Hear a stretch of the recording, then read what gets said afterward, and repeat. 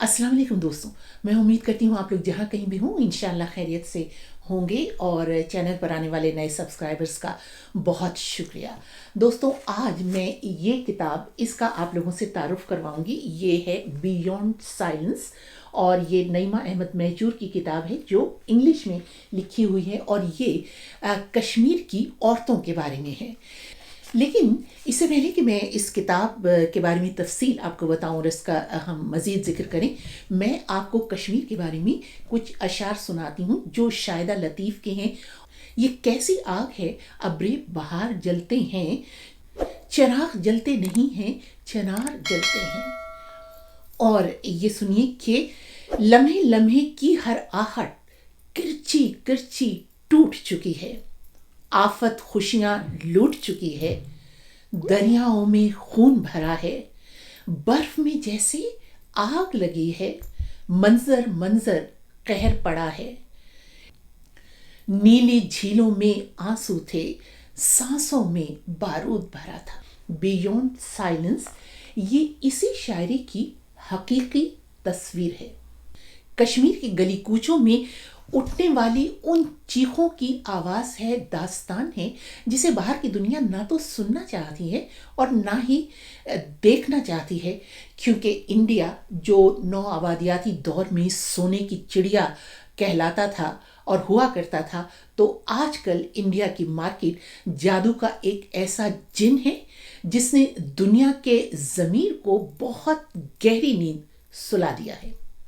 तो ऐसे हालात में जहाँ जब किसी शहर में किसी वादी में जैसे कश्मीर की वादी है, वहाँ पर इंसानी हुकूक के किसी कारकुन का गुज़र नहीं हो सकता, उसको वहाँ जाने की इजाज़त ही नहीं मिलती कि वो अपनी आँखों से मसाइब देख सकें और वहाँ के अवाम के से उनकी अपनी आवाज़ में जान सकें कि वो लोग किस दुख और दर्द को किस तरह से झेल रहे हैं और कितने मसाइब से वो गुज़र रहे हैं। तो ऐसी जो माहौल है, ऐसी जो हालात हैं, वहाँ पर ये इस तरह की किताब बियॉन्ड साइलेंस किस तरह से वजूद में आई।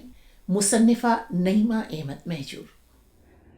देखिए मापारा, आपको याद होगा कि बीबीसी में मैंने कई अहम सीरीज की थी। एक तो 3 generations of women after independence in India and Pakistan, और दूसरी जो सबसे बड़ी सीरीज थी वो जम्मू कश्मीर में जो ख़वातीन के साथ ख़ास तौर से जो ज़्यादतियाँ हुई थी, और क्योंकि 90 की दहाई में वहाँ पुरतशद्दुद हालात थे और उसकी वजह से जो औरतें सह रही थी, बर्दाश्त कर रही थी और जिन्होंने अपने अजीज खोए थे, और जो हालात उस वक्त के थे, उसमें मैंने एक बहुत बड़ी सीरीज की थी, हम भी देखेंगे।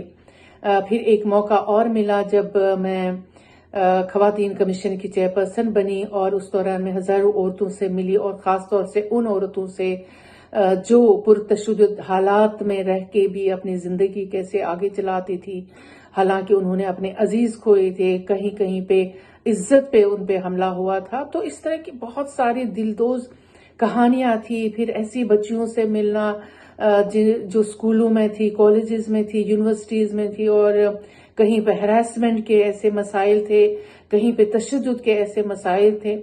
तो इस दौरान फिर इन्होंने ही औरतों ने मुझे मशवरा दिया कि आप इसको लिखें, क्योंकि हमारी जो आवाज़ है वो कहीं तक नहीं पहुंच जाती है।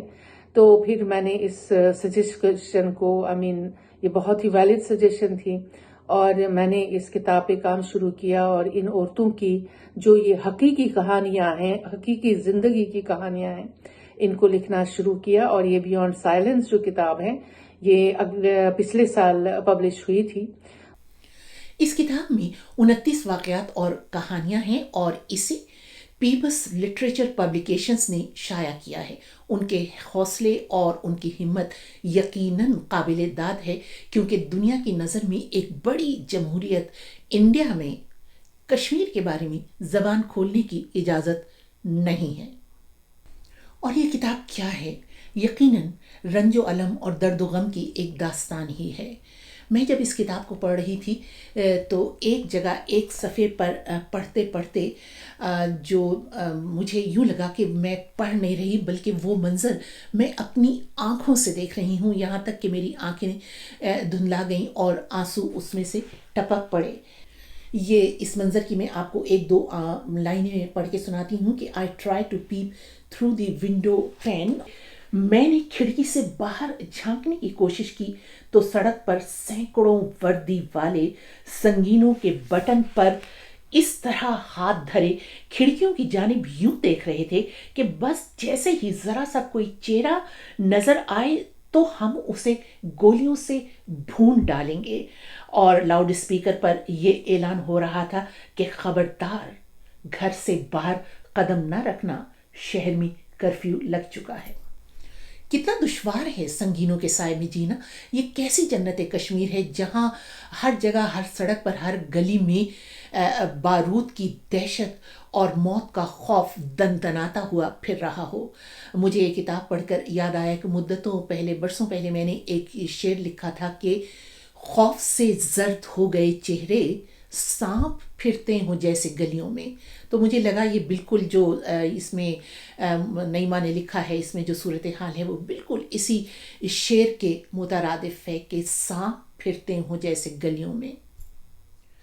میں نے نعیمہ سے پوچھا کہ یقیناً قلم کی بہت طاقت ہوتی ہے، لیکن کچھ ایسے لمحے بھی تو آئے ہوں گے جب قلم نے بھی جواب دے دیا ہوگا اور یہ کہہ کر رک گیا ہوگا کہ بس اب مجھ میں ہمت نہیں آگے کچھ لکھنے کی. یقین کریے خود بھی میں کبھی کبھی جب دوبارہ پڑھتی ہوں تو مجھے رونا آتا ہے کہ میں نے یہ کہانیاں کیسے لکھی اور میرے قلم نے مجھے کیسے یہ ساتھ دیا کہ میں یہ کہانیاں لکھوں.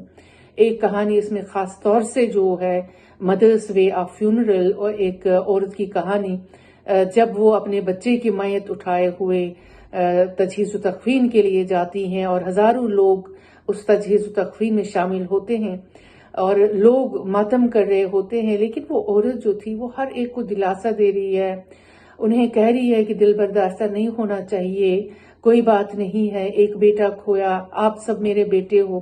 اور اس کا حوصلہ دیکھ کر اور اس کی ہمت دیکھ کر، اس کی جرت دیکھ کر، میں نے خود وہ سین دیکھا تھا تو اس کا مجھ پہ عجیب سا اثر ہوا. تو میں جب گھر آئی میں نے کوشش کی کہ میں اس دلدوز کہانی کو لکھوں. پھر جب میں نے لکھا، یقین کریے میں کئی دن تک سوئی نہیں اس کہانی کو لکھتے لکھتے، کیونکہ میرے سامنے وہ سین بار بار گھوم رہا تھا. تو وہ کہانی جو واقعی ہے کہ مجھے لگ رہا ہے کہ جب میرا قلم تھم گیا، جیسے وقت بھی تھم گیا تھا، اور وہ گھڑی جو تھی وہ انتہائی دلدوز گھڑی تھی جب میں وہ سین دیکھ رہی تھی اور اس ماں کا حوصلہ، ہمت. کیونکہ آپ کو یاد ہے کہ کشمیر کی عورت جو ہے وہ صرف کانفلکٹ کا شکار نہیں ہے، وہ پیٹریارکی میں بھی رہتی ہے. تو آپ سمجھ سکتی ہیں کہ ان کے جو مسائل ہیں وہ ایک دوہری تلوار کی طرح ہیں، اور اس میں سے نکلنا، پھر آگے بڑھنا اور پھر اپنا ذہنی توازن قائم رکھنا، یہ صرف کشمیری عورت کر سکتی ہے اور کوئی نہیں. اب بے شک یہ کشمیری عورت ہی کر سکتی ہے. یوں لگا کہ ان تمام مسائل کے باوجود کشمیری عورتوں نے خواب بننے نہیں چھوڑے ہیں. یہ صفحہ نمبر 71 ہے. یہاں پر یہ کشمیری صحافی خاتون لکھتی ہیں کہ ایک دن ایسا آئے گا کہ میں قبرستان جاؤں گی اور اپنے والد کی قبر پر کھڑے ہو کر یہ کہوں گی کہ بابا دیکھیے، آج ہم پنجرے میں بند نہیں ہیں، ہم سلاخوں کے پیچھے بھی نہیں ہیں، ہمیں گرفتار کرنے کے لیے کوئی ہمارے گھروں کے دروازے بھی نہیں توڑ رہا. دیکھیے ہم جی رہے ہیں، ہمیں کوئی قتل نہیں کر رہا. اور یہ اس کہانی کی جو آخری 2 لائنز ہیں کہ وہ دن یقیناً دور نہیں جب میں اپنی ڈکشنری میں آزادی کا لفظ لکھوں گی اور اپنی آئندہ آنے والی نسلوں کو آزادی کا مطلب سمجھاؤں گی. اور بس آخر میں یہ کہہ کر ختم کروں گی کہ یہ کتاب بیونڈ سائلنس کشمیری عورتوں کے مصائب کے بارے میں ایک بہت ہی مؤثر آواز ہے. آپ لوگوں کی کیا رائے ہے ضرور لکھیے گا. اجازت دیجیے، خدا حافظ.